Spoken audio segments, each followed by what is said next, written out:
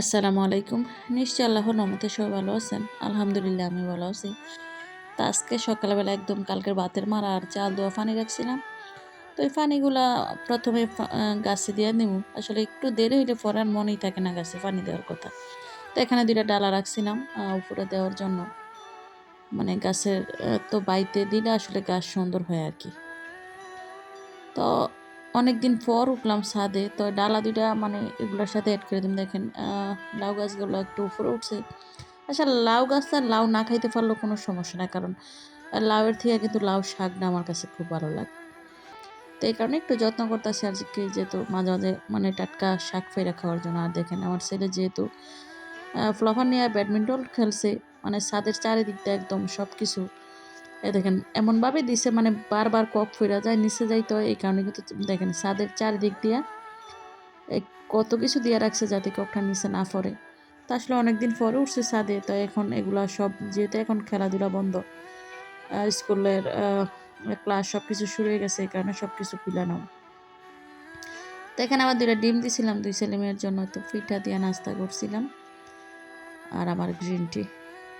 তো ছেলে আর মেয়ে আসলে ডিম ছেলে খাইবে মেয়ে খাইতো না। তো ছেলেমেয়ের বাবার জন্য আবার একটু ভাত ফ্রাই করে দিতেছি। তো আসলে একেকজনের একেক বায়না। প্রতিদিন সকালবেলার এই ঝামেলাটা একদমই আমার কাছে ভালো লাগে না। তো এই তো ডিম সিদ্ধ করছি ২ টা। আর ছেলে বলতাছে খাইবো মানে মেয়ে খাইবো না। তো এখানে আবার ভাতটা বাইজা দিমু। তো কাঁচামরিচ, পেঁয়াজটা ১ম এ একটু তেলের মধ্যে ভাইজা তারপর ডিমটা দিয়া দিমু আরকি।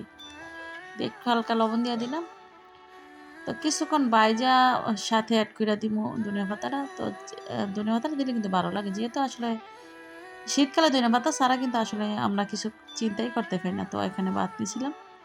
তো অল্প একটু ভাত বাজতাছি দেখেন। তবে অল্প একটু খাওয়ার জন্যে কিন্তু আমার অনেক হয়রানি হওয়া লাগে।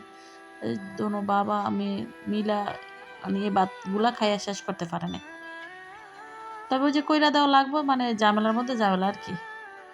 তো আসলে সকালবেলা আমার কাছে অনেক ঝামেলা মনে হয়। তো এই তো দিলাম আ নাস্তার ভেজাল শেষ কইরা। মাঝে তো অনেক কাজ করা হইছে। এখন রান্না-বান্নার প্রিপারেশন নিমু। তো যা কিছু রান্না করমু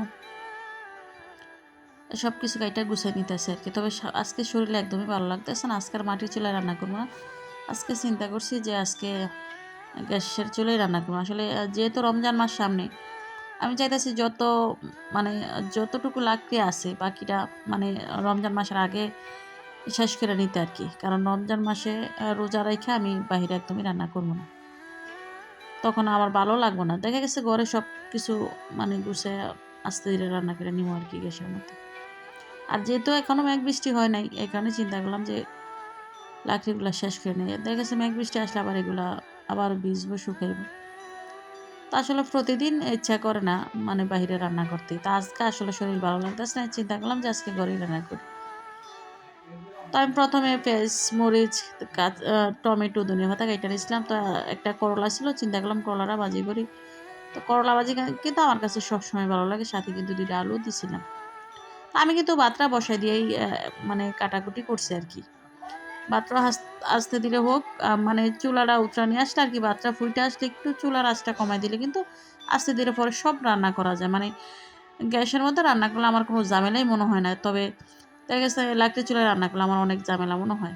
গ্যাসের চুলায় রান্না করতে মানে রান্না করার সময় কিন্তু আমি পেজের কাজ করি যেমন মানে কমেন্টে রিপ্লাই দিতে পারি এবং অন্য পেজে গিয়া ভিডিও দেখে কমেন্ট করতে পারি। দেখা গেছে রান্না-বান্নাও করতাছি সাথে কিন্তু ভিডিও দেখতাছি। তবে লাকড়ির চুলায় রান্না করলে এটা কিন্তু একদমই সম্ভব হয় না। তো এই তো মাছটা ১ম এ ভাইজা নিছিলাম। ভাতটা ভাতের মার গাইলা ভাইজা তারপরে টমেটো দিয়ে রান্না করমু। সবকিছু গুছিয়ে মাছটাও দিয়ে কিন্তু কষায় একটু জলের জন্য পানি দিয়ে তো দিয়া দিমু ধনিয়া পাতাটা। তবে মাছটা ভুনা করলাম আরকি। আহ তেলাপিয়া মাছ। বড় একটা মাছ ছিল।